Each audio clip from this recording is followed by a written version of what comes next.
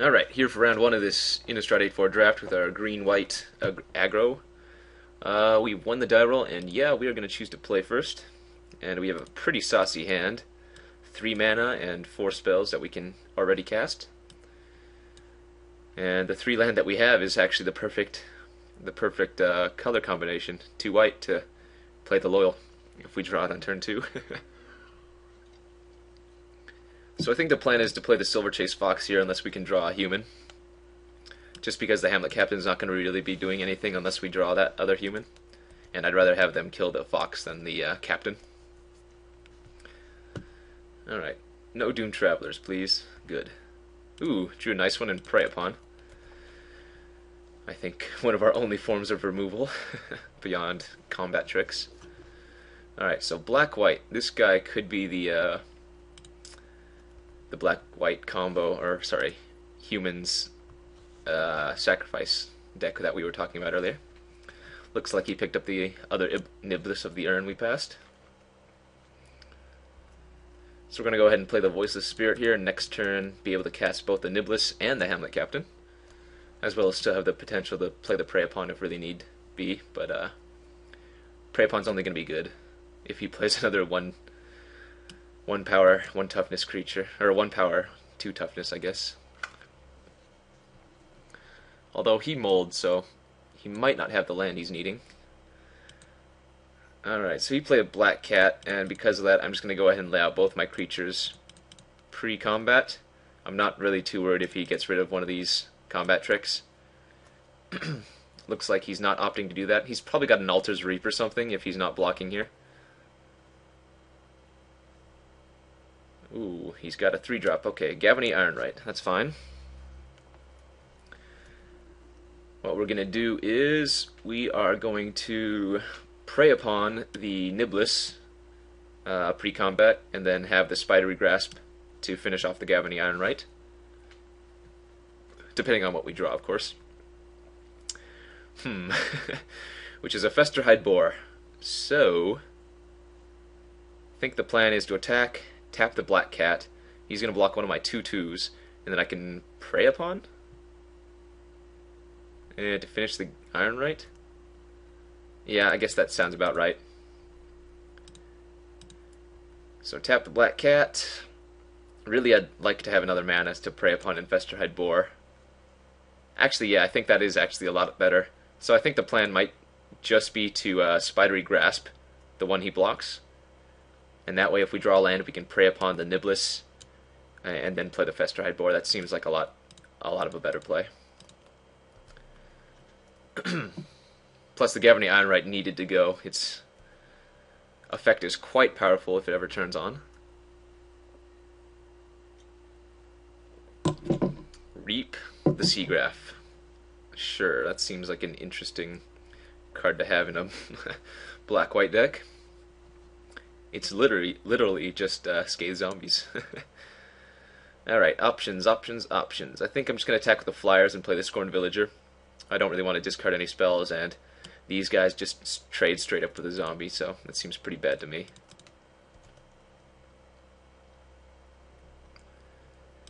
Attack with these 2, tap your Flyer, take 3, and then next turn with the Scorned Villager we'll be able to play the Prey Upon and the Festerhide Boar with Morbid turned on. There was something to be said about just playing the Festerhide Boar as a 3/3 earlier, but whoa, Sorin! Okay. For some reason he gave himself an emblem, not sure why. I think he really actually needed the additional blocker. Is he just dead here? Let's see. Like, I play the Festerhide Boar pre-combat, Prey Upon the Niblis, tap a guy, and yep, he would be dead. Conversely, if I just attack with everything, tap his Flyer, he takes 3, he blocks. Yeah, okay, so we'll do it this way. Shows him more information, but he's actually just dead here. Prey Upon for a green, and we'll attack in for lethal.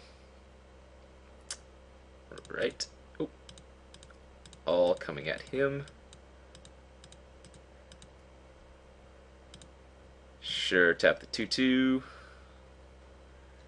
And we are good to go, because this guy's going to get +1/+1 from the Hamlet captain. Yes, you are dead, sir. Concede. Soren can't save you. He absolutely should have put the 1/1 black vampire into play. Would have bought him another turn.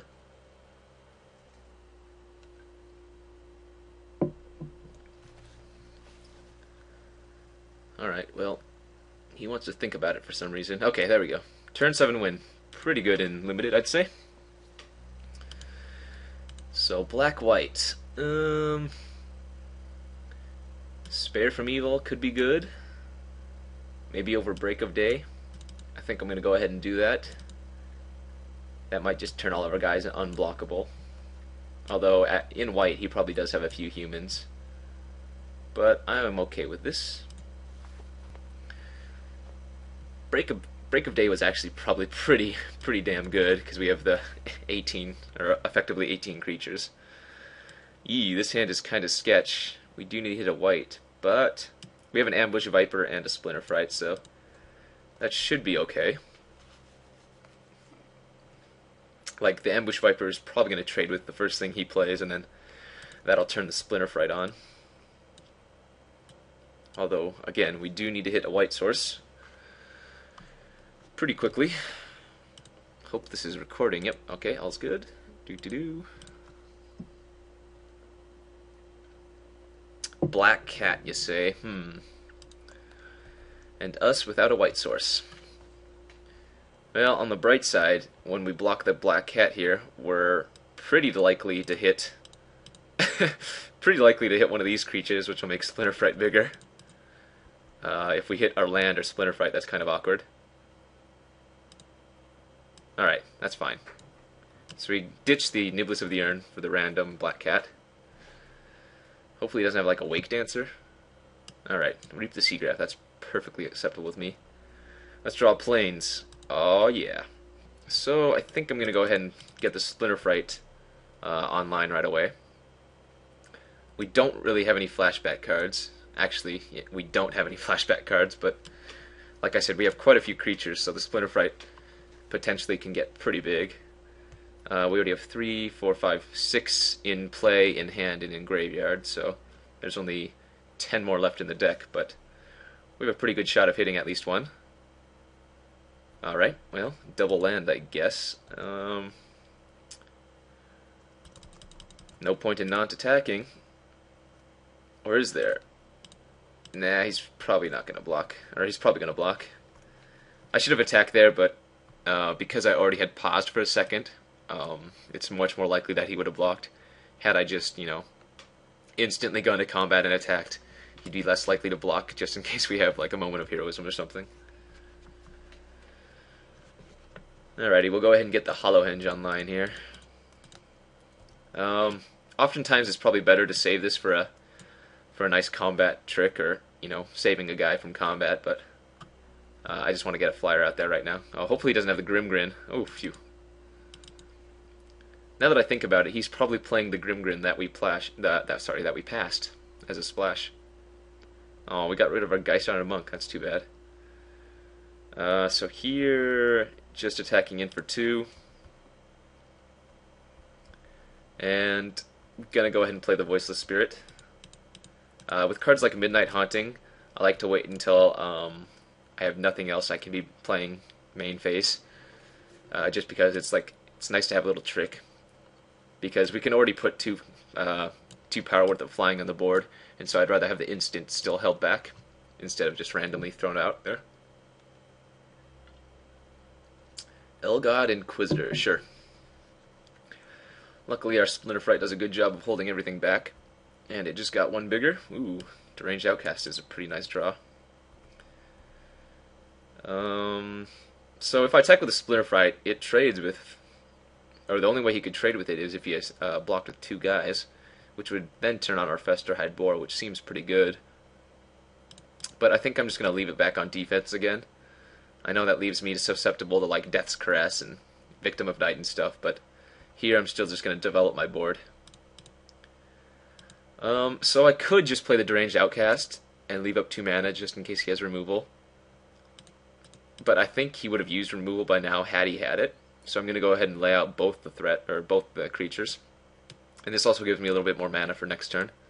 Like if I draw another, then I'll have 6, which will let me use the ability multiple times.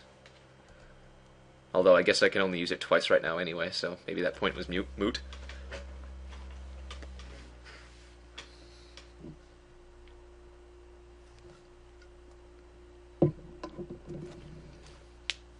We'll see what he does here. He might just attack with the Elgod Inquisitor. Gain 2 life, turn on Morbid, and get a flyer. If he attacked with, like any other creature other than the one with lifelink, I probably wouldn't block it. But just because the lifelink is kind of a hassle, I'd get rid of it. Oh, he has Silent Departure too?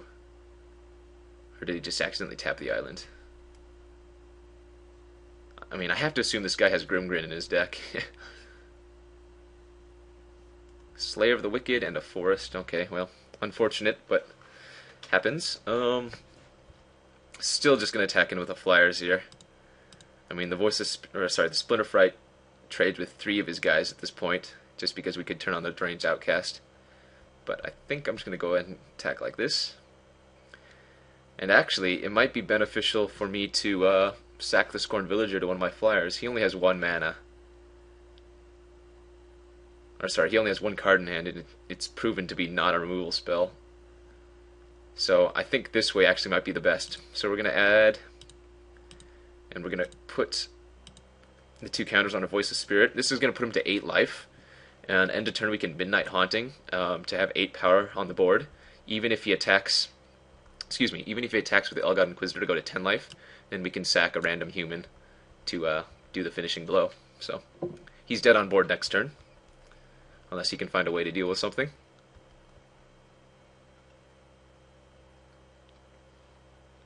Alright, well, he's going all out, so... let's see.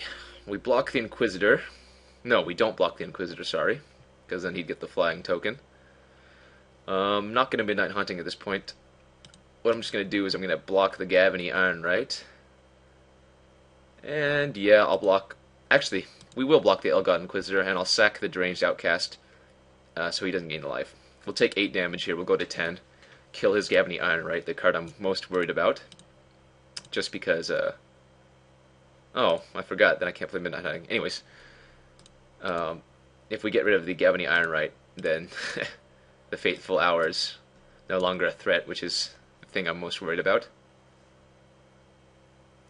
Hopefully he doesn't have, like, a, Morkret Banshee to punish us for doing it this way. But even then, we have the Splinter Fright, which is ginormous right now.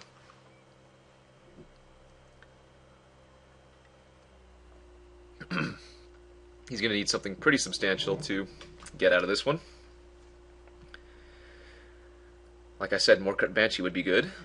Oh, on Burial Rites. Sure, you're dead on board. Yes. The only thing that he could have is Faith's Shield, because the first strike damage from Voice of Spirit would hit, and then he could Faith's Shield for white, which would prevent him from dying to the Hollowhenge Spirit. But if that's the case, he still has to block 4 damage, which means he has to block with the Gavany Ironright, yeah, and the Loyal Cathar. So, again, he's just dead. Face Shield? If he does have the Face Shield, it's a little bit awkward. Oh, apparently doesn't, so we got there. And I guess we'll see you guys for round 2.